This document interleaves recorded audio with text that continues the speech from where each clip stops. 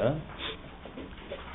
이스라엘 내가 오늘 요단을 건너 성대한 물로 와서 그것을 지하리니 그 성벽은 하늘에 닿았으며 크고 많은 백성은 내가 아는 한 말을 내가 들었나니 이르기를 누구와 너는 하나님께서 맹물과 같이 여호와께서 내 앞 엎드러지게 하니 내게 말씀하신 것 같이 너는 전해낼 것이다. 너 산에 이르기를 말려 여호와 이 땅으로 인도할 것을 차지하게 하셨다 하지 말라. 이 백성함으로 말미암아 이를 내 앞에서 내가 가서 그 땅을 차지함은 함으로 말미암아 내 여호와께서 앞에서 쫓아내심이라. 여호와께서 아브라함과 이삭과 야곱을 이루. 우리 9장 요훈이라고 하는 제목으로 계명에 대한 마지막 부분을 우리가 확인하다 해야 하겠습니다. 9장은 백성들의 범죄에 대한 회고고, 우리 본문 읽었던 대로 1절부터 6절까지가 자기 의를 자랑하지 말라라고 하는 경계의 내용으로 시작이 되어져요. 우리는 이제 종교개혁 500주년을 맞이해가지고 이 칭언이라고 하는 이런 놀라운 하나님의 은혜를 이야기를 하죠.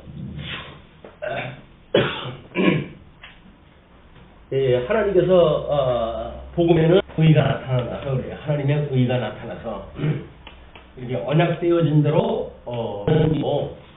구약 성경의 언약대로 성취되어진 예수 믿음에 이르게 하는 하나님의 믿음이라고 하는 것은 양대 언약을 하나님께 주셨는데 이 양을 상실하고 이 복과 나라를 상실하는 동상. 그렇기 때문에 우리는 생명에 대한 이야기를 했을 때 에덴 동산에 하나님을 가했어요. 에덴 동산에 생명인 상태로 아담이 옵니다.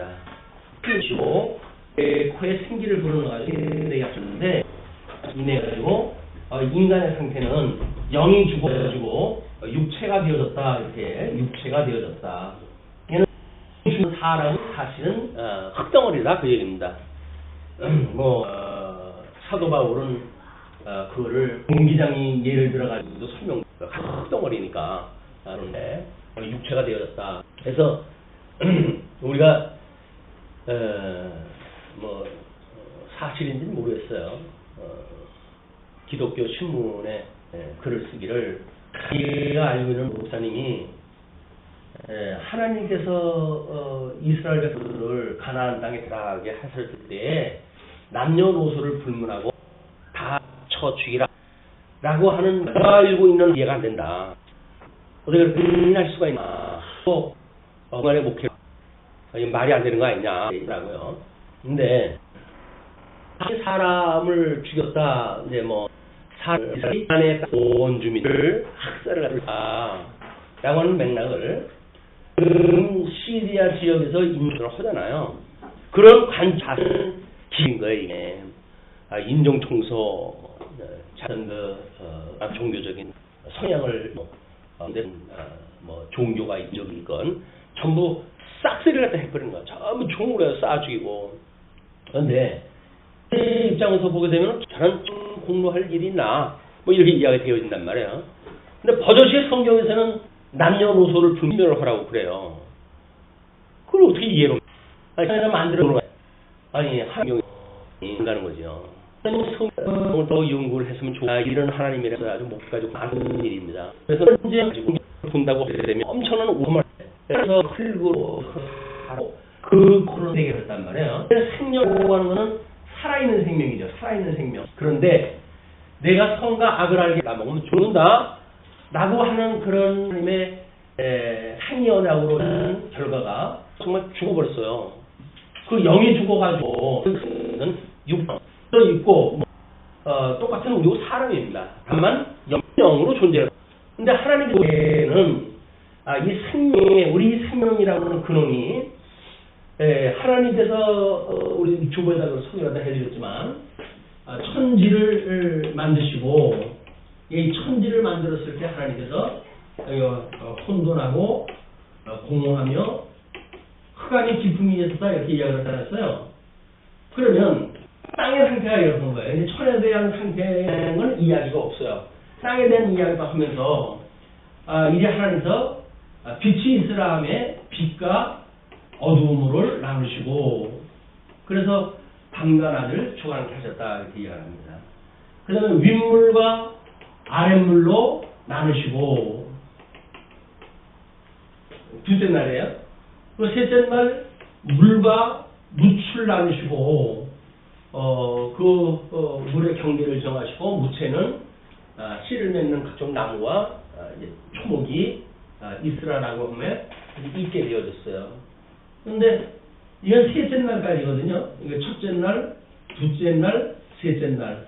근데 넷째 날 가가지고 새와 달과 이런 걸 만드셔요. 새와 달과 절기와 일자와 이런 것들을 만드신단 말이에요. 그러면 새와 달과 절기를 만들었다는 이야기는 우리가 살고 있는 지금 공간 아니에요.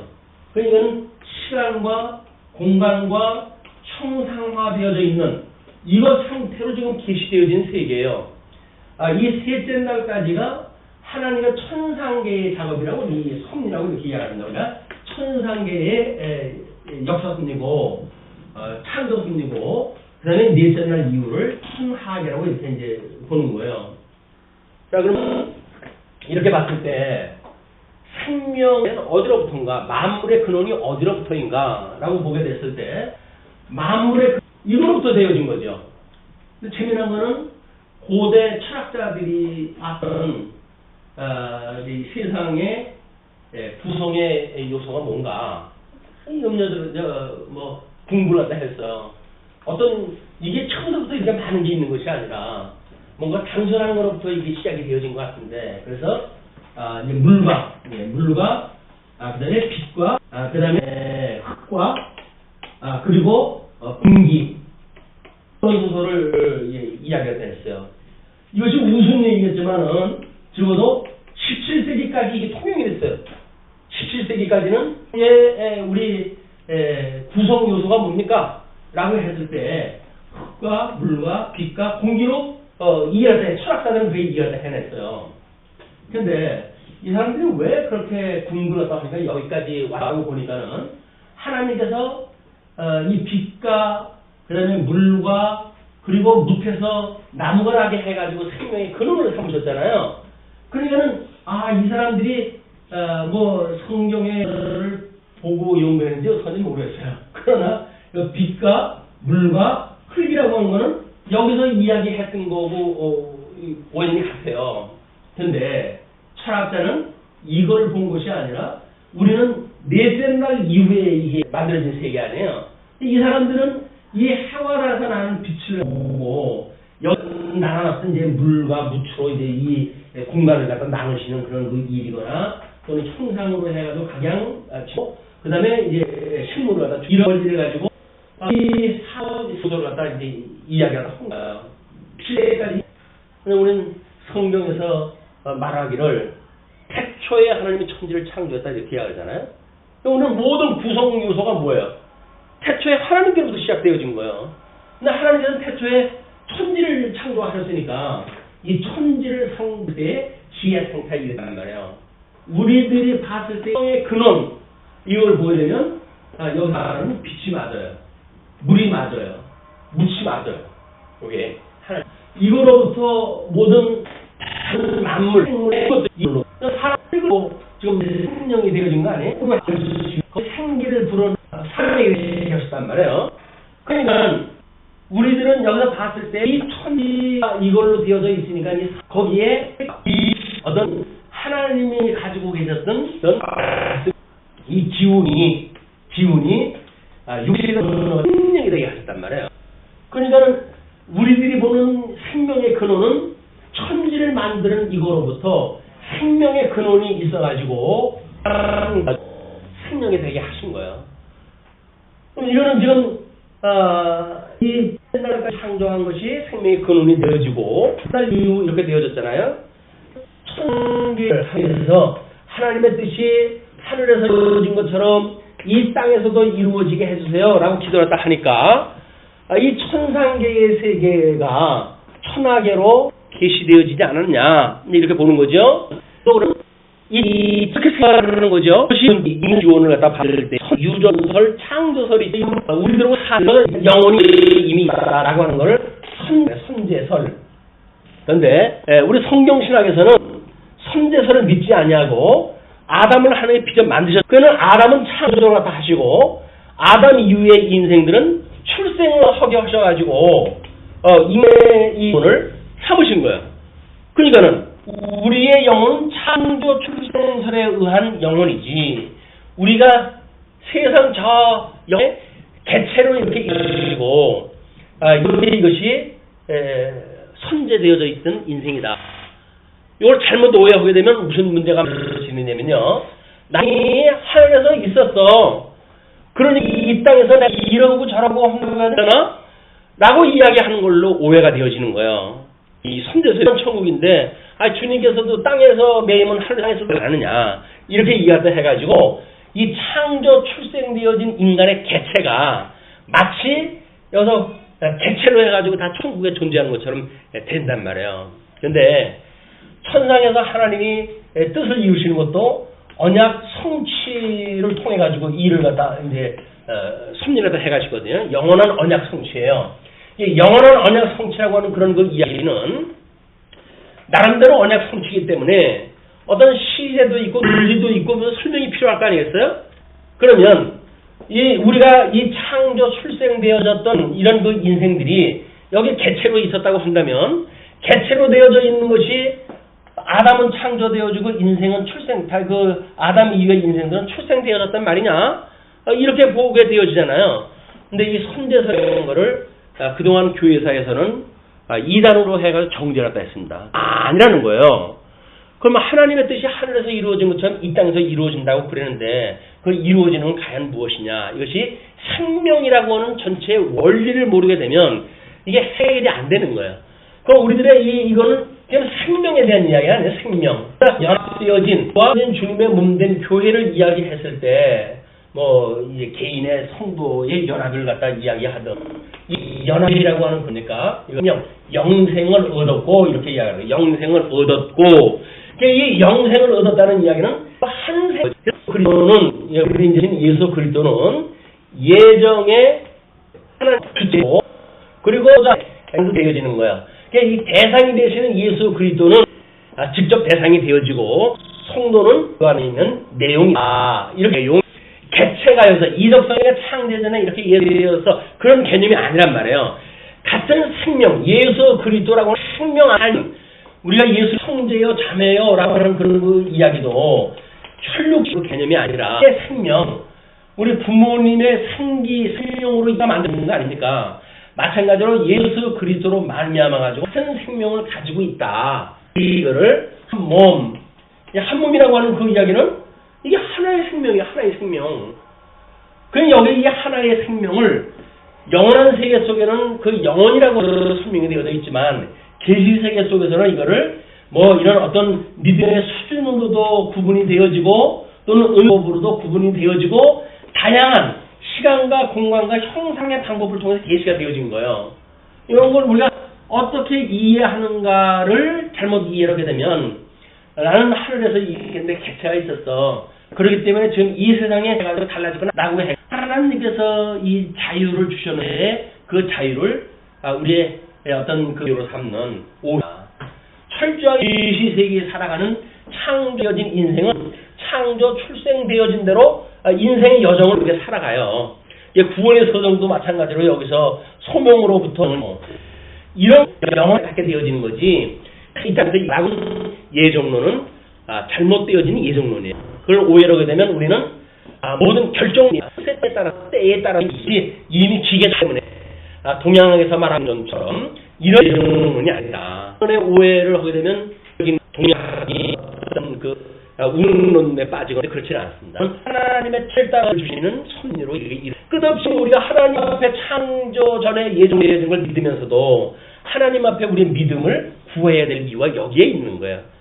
우리에게 믿음을 주십시오라고 하는 것이 여기에 있단 말이에요. 믿음은 우리가 주님의 몸된 교회 이론이 됐잖아요. 그러면서 불구하고 왜 견인에 이른다고 하는 분명한 성경의 약속이 있음에도 불구하고 끝날까지 우리를 붙들으라고 하는 기도라도 하는가. 그것이 시편 61편 되면 이제 다윗의 보통 시라고 그렇게 이야기를 하는데 내가 늙어진다 할지라도 늙어질 때라도 주께서는 나를 버리지 마시옵소서라고는 기도를 갖다 해요. 아니 다윗이 성령의 감동을 받아가지고 하나님에 대한 지식이 있는 사람인데 그런 걸 몰라가지고 그러시겠어요? 근데 그는 자기가 백발이 되어서도 주께서 나를 버리지 말아달라고 강구를 갖다 한다니까요. 이게 소위 믿는 사람들의 믿음의 여정인 거예요. 이게 성화라고 하는 과정을 통해 가지고 전인에까지 이르게 되는 여정이다. 그렇기 때문에 결정되어졌다. 나는 구원받았다. 라고 전대되어진 시제가 끝나는, 왜냐면 우리 구원이라고 하는 건 시간과 공간과 형상으로 되어져 있는데 이 시간 세계가 많이 이제 과거, 현재, 미래. 나는 구원을 받았어. 이 구원을 받았다고 이야기하게 되면 현재의 믿음 생활에 의미가 없어요. 왜? 이미 과거에 다 이루어졌기 때문에. 루터라고 하는 사람도 그렇게 했대요.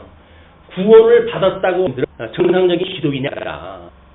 우리는 이 구원이 영원한 생명을 가는 일이기 때문에 시간 세계에서 과거에 머물 수가 없어요. 그래서 사도 바울은 내가 섰다 함도 아니요 이루었다 함도 아니라고 그러는 거예요. 끝까지 예수 그리스도 표대로 향하여 내가 다름질 치노라 라는 현재성이 있게 되어지는 거예요. 거기에. 그래야 미래에 대한 소망이 있게 되어지는 겁니다. 이 미래에 대한 소망, 이것이 소망의 인내를 낳는다고 그러잖아요. 이것이 우리가 이 현재에 있는 과거에 우리를 이렇게 믿음에 이르게 되어졌던, 그래서 믿음의 역사, 이 믿음의 역사를 인해 가지고 죽었던 나를 주님이 살리셨어. 그러므로 현재 나의 믿음도 주님께서 이 역사로 해가실 거야, 이루어 가실 거야 라고 하는 것이 사랑의 수고로 해가지고 지금 이 현실 역사 속에서 사랑의 수고로 나타나는 거예요. 연보로도 나타나고 교회 봉사도 나타나고 전도로도 나타나고 이건 가장 은사를 통해서 나타나는 것이다. 이건 사랑의 수고라고 하는 현재의 일은 나는 구원을 다 받았어. 그렇기 때문에 그 이상의 건 아무런 의미가 없어 라고 말하는 사람한테는 사랑의 수고가 없어요. 이미 구원받은 사람으로 마땅히 보답을 한다든지 그런 그 개념이 있겠죠. 그러나 우리는 이 믿음의 역사를 다 알기 때문에 하나님이 해가신다고 하는 걸 믿기 때문에 사랑의 수고를 다 하고 아직까지 다 이루어지지 않은 일에 대하여 소망으로 끊임없이 참게 되어집니다. 때를 얻든지 못 얻든지 참게 되어진다. 이것이 예수 그리스도 안에 있는 우리들에게 주신 하나님의 이게 기뻐하시는 뜻이에요. 이건 항상 우리의 믿음의 역사, 사랑의 수고, 이 소망의 인내, 이걸 가지고 이 인내가 우리가 끊임없이 쉬지 않고 기도라도 하는 일 아니겠어요? 그리고 우리가 만약에 항상 기뻐한다고 하면 뭘로 기뻐할까요? 범사에 감사한다고 하면 뭘로 감사를 할까요? 범사라고 하는 그 이야기가. 이것이 믿음의 역사를 보고 우리가 범사에 우리가 죽었을 때도 주님께서 나를 기억을 하셨고 그러므로 나를 이제 믿음으로 인도를 갖다 해가지고 구원하다 하셨고 어두웠던 과거가 긍정적으로 해석되어질 수 있는 것이 범사 감사로 떨어지는 거예요. 범사에 우리 하나님 앞에 감사를 하는 거예요. 범사에 감사를 할 수 있는 구원의 은혜가 우리로 하여금 사랑의 수고, 이것이 기쁨으로 감당을 할 수 있는 우리의 사랑의 수고다 하게 되어지는 거다. 그래서 우리의 사랑의 수고는 기쁨과 즐거움과 자원함으로 하는 겁니다. 주님의 몸된 교회 억지로 하는 거 아니에요. 이런 그 일들이 믿어져서 기쁨으로 일하다 해가는 일이다. 이런 그 하나님의 안에 있는 그런 그 뜻을 우리가 이제 알아야 이제 구약 성경에서 지금 설명하는 이런 내용들을 모형적인 설명이지만 우리가 이제 이해를 하기가 쉽습니다. 자, 먼저 이제 9장 1절부터 6절까지 자기 의를 자랑하지 말라는 거 아니에요? 이건 죽었던 우리가 좀 살아났던 거는 하나님의 의로 되어진 겁니다. 하나님의 의로 말미암아서 우리를 의롭다고 칭해 주신 거예요. 죽었던 우리를 살려주신 거예요. 이분이 의롭다고 칭해 주셨단 말이에요. 그러니까 죽었던 우리를 살리셨다라고 하는 믿음의 역사가 우리로 하여금 사랑의 수고를 가능하게 한다. 믿음의 이 믿는 사람들이 주님의 몸된 교회를 봉사하다 하는 사랑의 수고로 나타나게 되어진다. 그거를 경계하는 방법이 이스라엘 백성들한테는 내가 오늘 요단을 건너 너보다 강대한 나라들로 들어가서 그것을 차지하리니, 이 주님의 몸된 이제 교회를 이야기하지만 지금 구약에서는 가나안 땅으로 이들을 인도할 것이다 그 이야기예요. 그러나 정탐꾼이 이 가나안을 정탐했을 때 도저히 인간으로 해가서는 이게 불가능하다 라고 하는 거를 이미 보고를 다 했잖아요. 인간들의 방법으로 해가지고는 저 나라를 차지하기는 틀려먹었어. 우리는 그들에 비하면 메뚜기 때만도 못해 라고 이야기하는 걸로 불가능성을 이미 예언을 다 했는데, 이제 이들이 어떻게 하나님의 은혜로 가나안 땅 들어가게 될 거 아니겠어요. 그 가나안의 땅에 들어갔을 때 그 이야기예요. 너희들 그것을 차지하리니 그 성읍들은 크고 성벽은 하늘에 닿았으며 크고 많은 백성은 내가 아는 안악자손 이 장부들이 사는 그에 대한 말을 내가 들었나니 이르기를 누가 안악자손을 등이 당하리요 하거니와, 들어가기 전까지는 그렇게 하거니와, 오늘 너는 알라 내 하나님 여호와께서 맹렬한 불과 같이 내 앞에 나아가신즉 여호와께서 그들을 면하사 내 앞에 엎드러지게 하시리니 여호와께서 내게 말씀하신 것 같이 너는 그들을 쫓아내며 속히 멸할 것이라. 하나님께서 이걸 그냥 하나님께서 다 진멸해가지고 이 땅을 너희들을 주겠다 그 이야기예요. 하나님의 의가 나타나가지고 그냥 믿음으로 하나님께서 그렇게 주셨어요? 라고는 믿음으로 살게 이걸 주시겠다는 이야기예요. 그렇게 되어졌을 때 내 하나님 여호와께서 그들 내 앞에서 쫓아내신 후에 내가 심중에 이르기를 내 공의로움으로 말미암아 여호와께서 나를 이 땅으로 인도하여 들여서 그것을 차지하게 하셨다 하지 마라. 그래서 인간의 어떤 자기의 공로를 자랑하지 마라. 공로를 자랑하지 마라. 이 칭의와는 반대되는 개념이죠. 우리는 칭의라고 하는 걸로 해서는 하나님의 은혜라고 이야기를 하잖아요. 그런데 이 칭의를 은혜로 받아들이지 않은 사람들은 자기의 공로로 구원을 받았다고 이야기를 하니까 그렇게 하지 말라 그 이야기예요. 그러면서 내가 가서 그 땅을 차지하면 내 공의로 말미암음도 아니고 내 마음이 정직함으로 말미암음도 아니고 이 민족들이 악함으로 말미암아, 이 가나안 백성들이 악함으로 말미암아 가지고 이 민족들이 악함으로 말미암아 내 하나님 여호와께서 그들을 내 앞에서 쫓아내심이라. 여호와께서 이같이 하심은 내 조상 아브라함과 이삭과 야곱에게 하신 맹세를 이루려 하심이라. 그러니까 열조와의 언약을 기억을 하시고, 이 열조와의 언약, 이 열조와의 언약을 기억을 하시고 주님께서 이제 이걸 이루어 주시겠다는 그 이야기예요. 그러면서 이제 7절에서부터 21절까지 시내 산에서 금송아지 숭배 사건을 회골시켜요. 다시는 생각하고 싶지 않은, 다시는 기억하고 싶지 않은 그 일을 모세를 통해 가지고 그대로 고발을 했다 합니다. 그 얘기가. 그러므로 내가 알 것은 내 하나님 여호와께서 내게 이 아름다운 땅을 기업으로 주신 것이 내 공의로 말미암음이 아니니라. 너는 목이 곧은 백성이니라. 너는 광야에서 내 하나님 여호와를 경노하게 하던 일을 잊지 말고 기억하라. 내가 애굽 땅에서 나오던 날부터 이곳에 이르기까지 늘 여호와를 거역하였으되 호렙산에서 너희가 여호와를 경노하게 하였으므로 여호와께서 진노하사 너희를 멸하려 하셨느니라. 그때에 내가 돌판들 곧 여호와께서 너희와 세우신 언약의 돌판들을 받으려고 산에 올라가서 40주야를 산에 머물며 떡도 먹지 아니하고 물도 마시지 아니하였더니 여호와께서 두 돌판을 내게 주셨나니 그 돌판의 글은 하나님의 손으로 기록하신 것이요 너희의 총의 날에 여호와께서 산상 불 가운데서 너희에게 이르신 모든 말씀이시니라. 40주 40야를 지난 후에 여호와께서 내게 돌판 곧 언약의 두 돌판을 주시고 내게 이르시되 일어나 여기서 속히 내려가라. 내가 애굽에서 인도하여 낸 내 백성이 스스로 부패하여 내가 그들에게 명령한 도를 속히 떠나 자기를 위하여 우상을 부어 만들었느니라.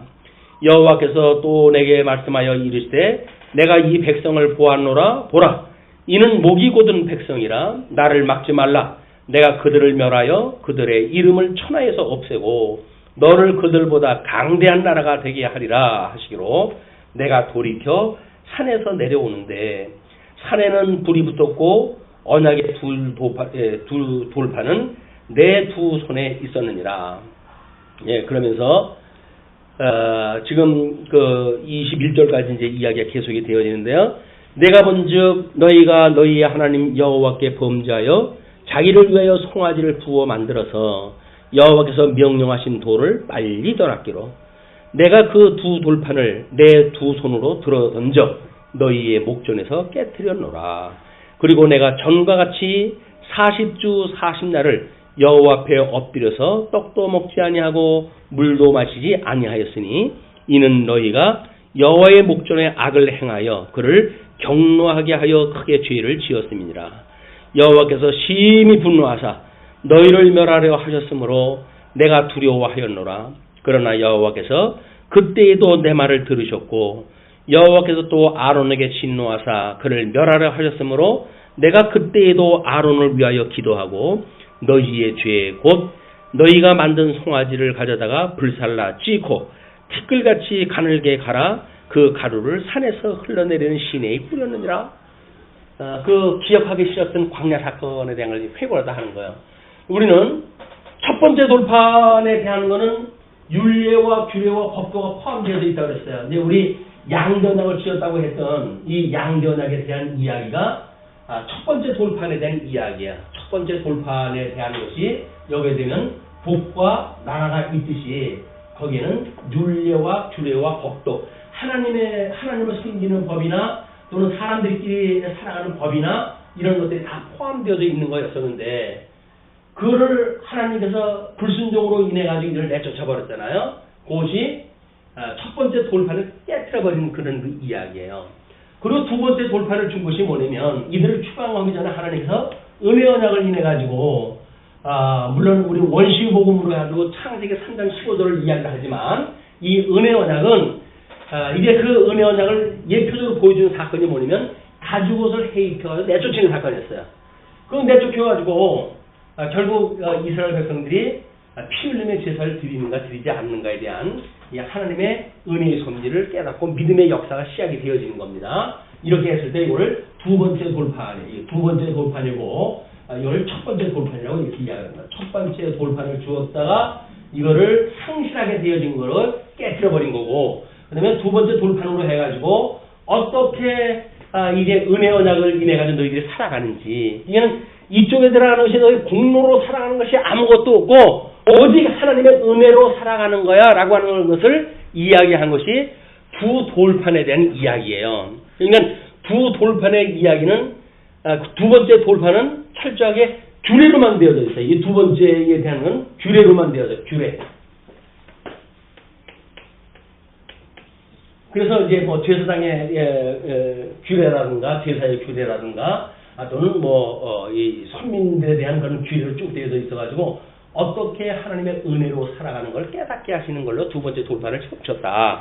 이것이 그 시내산에서 있었던 사건이기 때문에 지금 이들이 가나안 땅에 들어가도 너희 공로로 사는 것이 아니야 라고 하는 걸 이해하면서 직접적으로 표현한 것이 두 돌판 사건을 설명하다 한 이유예요.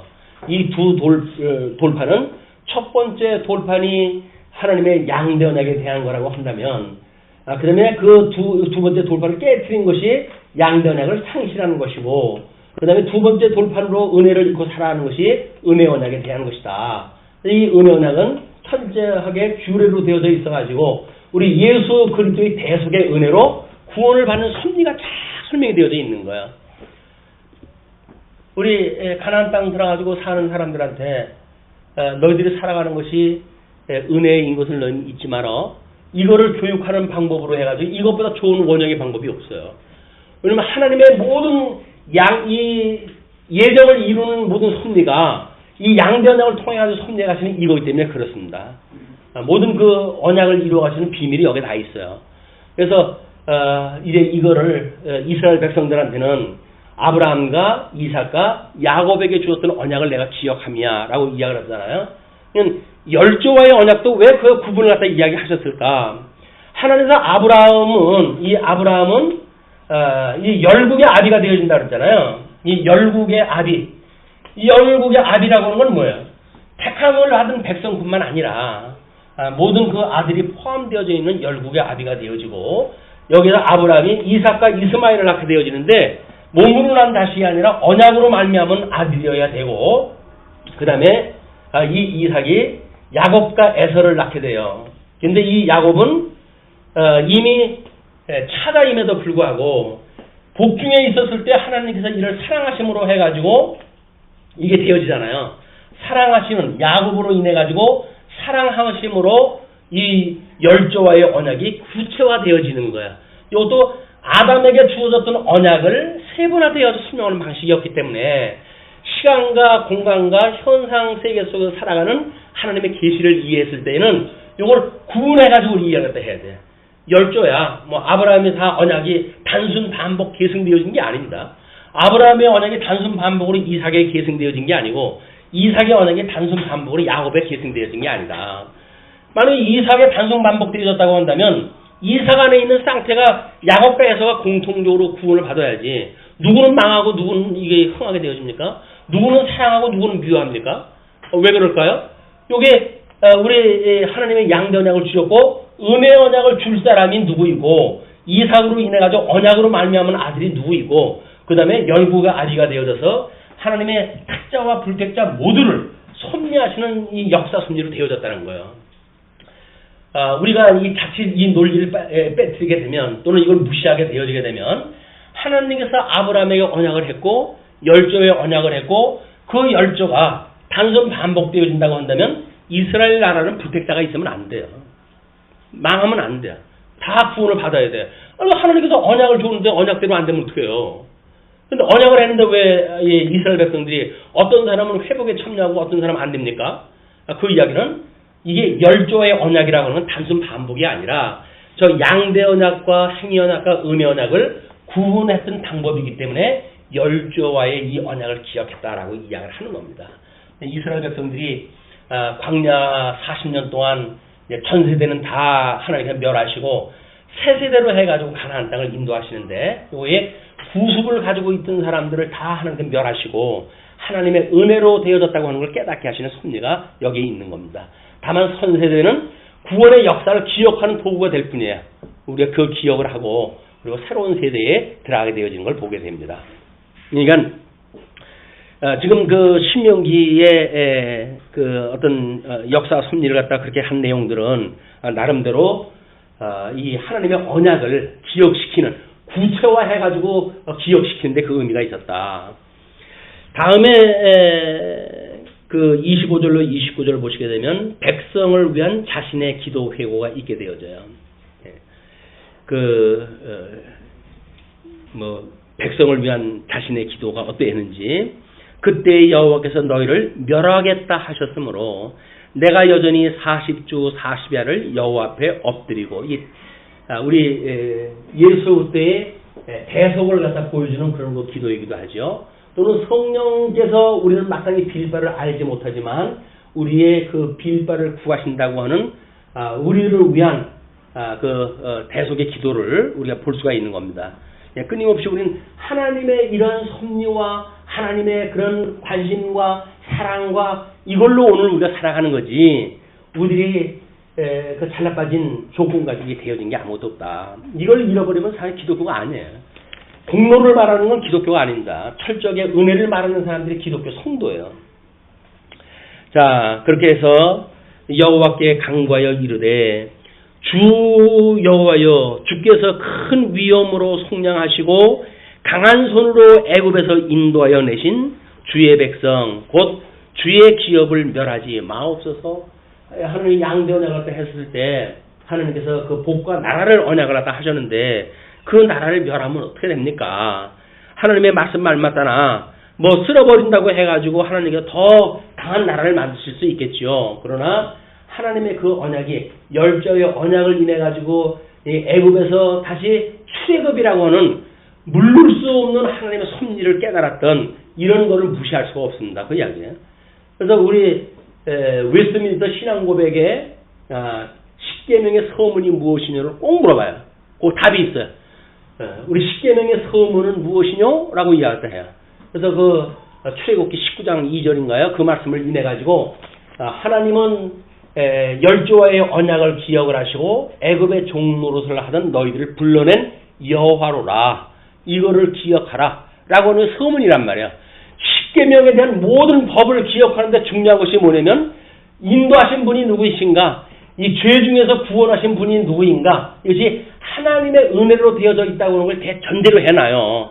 그래 놓고 첫째 계명서부터 10번째 계명까지 쭉 풀어서 설명하다 하거든요. 그러니까 이 서문이라고 하는 것이 우리들한테 얼마나 중요한 거지.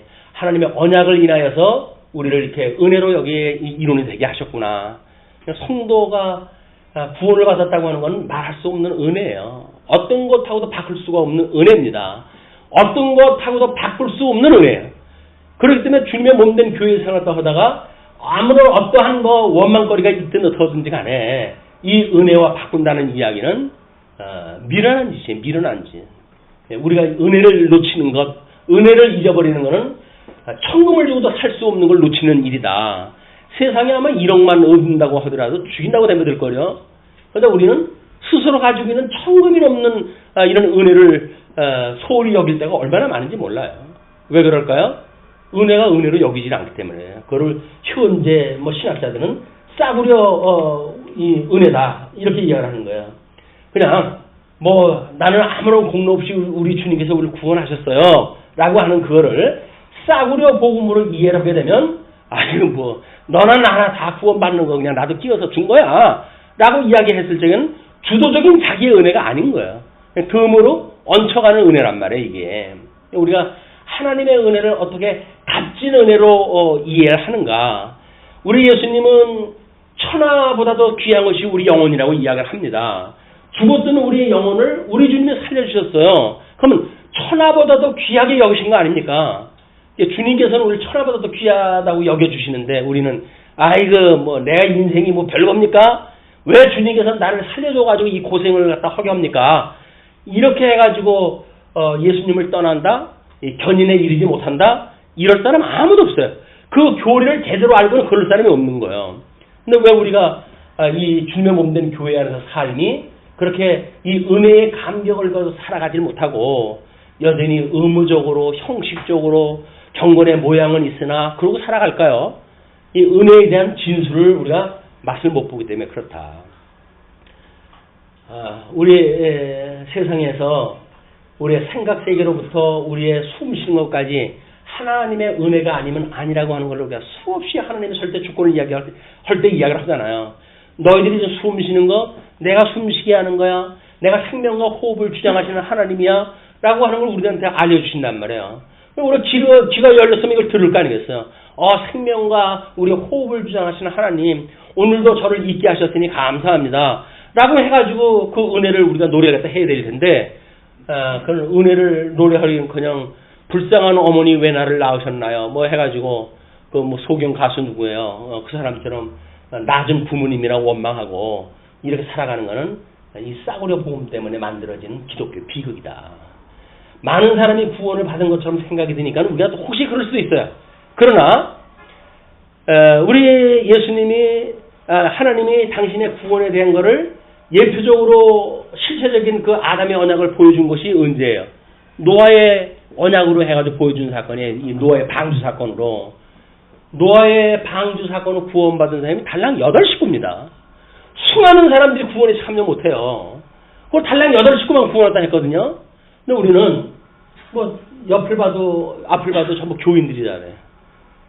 기독교 통합청에서 이번에 발표한 거 보니까 몇만이 들었다고 이제 보고를 갖다 했고 이제 공식적으로 주는 그 교세를 갖다 보고를 갖다 하고 그러더라고요.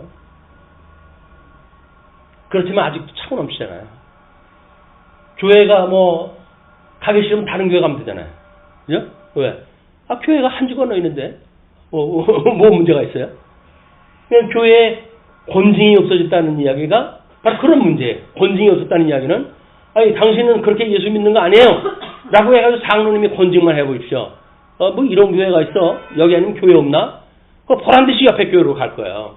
그리고 일부러 이쪽 교인들을 얼굴 맞춰가지고 여기 난 무사히 지금 신앙생활을 하고 있다. 라고 이제 건강한 모습으로 다 보여줄 거야. 자랑하고 교회 열심히 봉사하는 걸 보여줘가지고 너희들 한번 열불 나봐라. 이제 그런 그 이야기죠. 만약에 우리가 그 교회에 이렇게 이론이 되어졌다거나 행복을 안다고 한다면 그럴 수가 없는 겁니다. 말씀으로 해가지고 우리가 이 한 생명을 예수 그리스도로 말미암아 얻고 예수님과 같은 생명으로 우리가 살아간다고 하는 그 이야기는, 한 몸으로 이걸 살아간다고 하는 그 이야기는 보통 은혜가 아닌 거예요. 그래서 우리가 끊임없이 하나님께서 우리에게 주셨던 이 은혜를 상기하는 일, 이것이 너무나 필요한 일이다. 그냥 이스라엘 백성들을 가나안 땅에 들어가게 됐을 때 당부하는 문제가 지금 이 문제로 모세는 설명을 다 해가는 거야. 너희들이 여기서 마땅하니, 이건 마땅하다라고 하는 걸로 여기지 말아라, 그 이야기야. 이건 하나님의 은혜가 아니면 안 될 거였어. 나로서는 도저히 불가능한 거였어. 오직 하나님의 은혜로 내가 살게 되어진 거야. 이걸 기억하라고 그러는데, 이스라엘 백성들은 목이 곧은 백성이 되어져 가지고 하나님께서 예언한 대로 그게 안 돼요. 그래가지고 온전했다고 한다면 예수님 오실 필요가 없었겠죠. 그래서 결국은 이스라엘 백성들이 저주를 받고 온 세상에 흩어지는 그런 그 지경을 당하게 되어지고, 예수 그리스도를 통해 가지고 이방인들이 구원을 이제 받게 되어진 겁니다. 우리들은 더군다나 이 언약의 외인이었던 우리들이 하나님의 은혜로 구원받았다고 하는 건 너무 놀라운 사건 아닌가요? 이 사건을 우리가 기억했다 하고 날마다 정말 은혜로운 삶을 살았으면 좋겠다.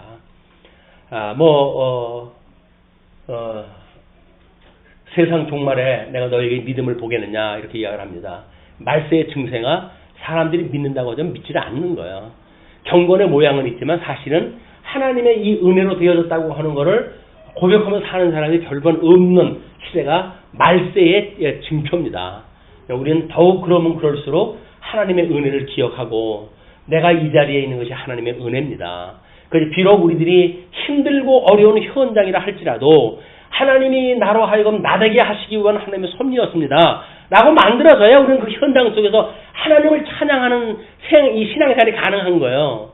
근데 그거를 그렇게 여기질 않으면, 아니 다른 사람은 뭐 개떡같이 믿어도 돈만 잘 벌게 해주면서 나는 그래도 절실하게 믿으려고 그러는데 왜 나는 돈도 안 줍니까? 라고 이야기를 하게 되면 이 은혜를 모른다는 이야기예요.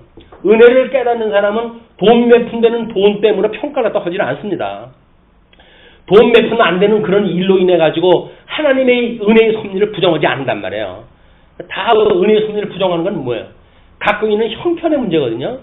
공간, 시간과 공간과 우리 현상적으로 주어진 모든 것들에 물론 상대적인 평가로 해가지고 나는 왜 존귀하지는 못합니까? 나는 왜 이렇게 무시하는 사람들이 많습니까? 어떤 사람은 그렇게 공개 갖다 하는데 나는 왜 무시를 갖다 합니까? 어떤 사람은 배불리게 먹는데 왜 나는 먹거리가 없나요? 라고 그걸 우리 고민 갖다 하고 다 그러는 거 아닙니까? 근데 우리는 공이 주셨던 것이 뭐냐면 은혜예요. 은혜. 차별 없이 주셨던 은혜.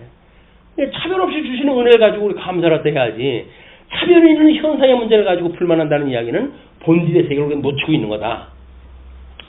자, 그렇기 때문에 이제 내가 너희들을 위하여 여호와 앞에서 엎드리고 여호와께 간구하여 이르되 주 여호와여 주께서 큰 위엄으로 속량하시고 6월절에 그 놀라운 사건을 갖다 섭리하다 하시고 강한 손으로 애굽에서 인도하여 내신 주의 백성 곧 주의 기업을 멸하지 마옵소서. 하나님께서 언약을 세우시고 주님의 몸된 교회의 이론이 되게 했을 때 의롭다고 칭함을 받은 사람들을 주님의 몸된 교회에 생각다 허겨지 저 인간들 가지고는 안 되겠네 라고 해서 하나님께서 믿지도 않은 사람들 여기서 늘어가지고 이 나라 강하게 만드는 게 아니에요. 나라가 강하냐 안 하냐가 주님의 몸된 교회의 본질이 아닙니다. 그냥 우리는 교회가 어떤 교회는 건물도 크고 성도들도 많고 그러는데 우리는 너무나 빈약해요 라고 본다고 하는 그 이야기는 하나님의 섭리를 제대로 이해하지 못하는 거예요. 왜? 하나님의 섭리는 교회에 강한 나라를 만들어주겠다. 그 원리가 아니에요. 진실한 믿음, 주는 그리스도시고 살아계신 하나님의 아들이십니다 라고 하는 걸 고백한 자들로 하여금 교회의 이론이 되게 해가지고 같은 생명으로 살게 하신다. 근데 같은 생명이라고 하는 생명이 크고 작은 게 어딨어요.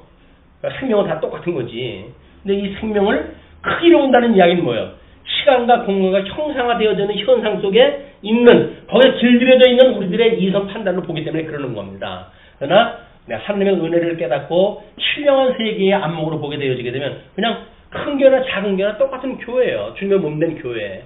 그래서 교회법에 의할 것 같으면 주님의 몸된 교회는 세계의 하나의 교회를 이야기를 하는 겁니다. 세계적인 교회를 하나의 교회로 보는 거예요. 그래서 우리 교회에서 세례를 받았어도 옆에 집에 가도 그 사람들은 세례를 받은 교회 세례교회를 받는 거예요. 우리 물론 이제 그게 세례라고 하는 그런 그 일이기 때문에 뭐 나름대로 우리 그 천주교에서 이제 그 받았다고 하는 그런 그 문제도 개신교에서 신앙 고백만 하면 안수 주지 않고 인정하다 하는 그것이 그렇기 때문에 그런 겁니다. 믿는 것이 우리가 알게 되어지게 되면 형식 절차를 뛰어넘어서도 그게 인정되어지는 것, 또는 공간을 뛰어넘어서도 이게 되어지는 것, 하나의 교회다. 범세계적으로 교회가 하나의 교회다. 그러니까 내가 지금 몸담고 있는 교회는 작다, 어떤 교회는 크다, 이렇게 보는 방법이 틀린 거예요. 우리 거고 저희 옆에 교회고 합쳐가지고 그냥 하나의 교회니까. 그러니까 주의 종 아브라함과 이삭과 야곱을 생각하사 이 백성의 완악함을, 악과 죄를 보지 마옵소서. 은혜로 우리를 부르신 분이니까 우리들로 하여금 그런 그 악과 죄를 보지 마옵소서. 28절 주께서 우리를 인도하여 내신 그 땅, 백성이 말하기를 여호와께서 그들에게 허락하신 땅으로 그들을 인도하여 드릴 만한 능력도 없고 그들을 미워하기도 하사 광야에서 죽이려고 인도하여 내셨다 할까 두려워하나이다. 하나님 근본적으로 죄에서 불러내신 여호와, 그 언약대로 죽으시고 언약대로 부활하신 예수 그리스도 영광의 광채를 그걸 보여주실 터인데, 사망 권세를 이겼던 그 사건을 무시해놓고 이들을 만약에 멸절시킨다고 한다면 하나님의 능력이 없어가지고 일하다 하셨다고 그럴 거 아닙니까? 그러니까는 제발 그러지 마시고 하나님 그들의 죄들을 용서해 주세요 라고 기도를 갖다 하는 거예요. 이 기도는 모세가 기도를 갖다 할 만큼 하나님의 뜻이겠죠. 그리고 우리가 신이함을 받은 성도가 성화라고 하는 과정을 이뤄갈 때 역시 끊임없이 우리의 기도의 원리가 되어지는 거예요. 우리 어떤 공로를 가지고 하나님이 성화를 이뤄가는 것이 아니라 은혜로 하나님께서 우리를 성화시켜 가신다라고 하는 걸 끊임없이 기약하는 일이에요. 우리는 여기서 끊임없이 또 죄를 범할 수가 있어요. 또 미숙해가지고 실수를 할 수가 있어요. 그럴 때마다 죽었던 나를 살리셨던 주님 아닙니까? 주님, 그러니 저를 온전하게 해주세요 라고 하는 기도가 우리가 온전케 하시는 예수를 바라보는 우리들의 기도의 자세란 말이에요. 이게 우리들 고백이어야 돼요. 온전케 하시는 예수 그리스도를 바라보는 것, 이것이 우리 이 성화 과정을 통해서 끊임없이 하나님 배워가는 일이지, 내가 여기서 뭘 해야지, 이걸 해가지고 온전해져야지, 이런 그 개념이 아니란 말이에요. 우리는 실수를 갖다 했을 때 하나님, 이스라엘 백성들이 그러더니 저도 그 모양이 똥나네요. 제가 이렇게 미숙하고 부족합니다. 주님, 하나님 앞에 고백하오니 저의 죄를 용서하시고 죽었던 나를 살려주던 주님께서 여전히 은혜로 저를 하나님의 형상을 닮아가게 해주세요. 지금은 그렇지 못하다 할지라도 저의 소원은 그겁니다. 우리 예수님의 형상을 닮게 해주세요 라고 하는 것이 우리의 기도의 제목이 되어지는 겁니다. 자, 그러면서 이제 그들은 주의 큰 능력과 표심팔로 인도하여 내신 주의 백성 곧 주의 기업이로소이다 하였노라. 그래서 주의 능력과 표심팔로 인도해 내신 주의 백성이기 때문에 하나님께서 그들을 멸하지 마시고 그들을 구원해서 하나님의 약속한 땅에 들어가게 하시고, 그리고 그 땅에서 하나님의 백성으로 살아가도록 하나님께서 섭리해 주세요 라고 하는 것이 모세의 중보 기도였습니다. 우리는 여전히 그 믿음을 가지고 나의 믿음을 그렇게 볼 뿐만 아니라 우리 지체에 대한 그 일도 마찬가지겠죠. 죽었던 가운데 살리신 주님이 아닙니까? 그런데 지금 모양을 보니까 미숙하기가 짝이 없습니다. 그럼에도 불구하고 주님께서 주님의 형상을 닮아가게 해주세요. 저의 눈으로 목독해 했다고 한다면 우리는 그걸 기도를 갖다 하기 위해서 주신 거예요. 그거를 판단하기 위해서 주신 것이 아니라 제가 미숙한 것처럼 그 사람도 미숙할 수밖에 없네요. 그런데 주님 그의 죄를 용서하시고 나와 그가 한 생명이니 주 안에서 온전한 형상을 닮아가게 해주십시오 라고 하는 것이 모세의 기도고 우리의 기도라고 보여집니다.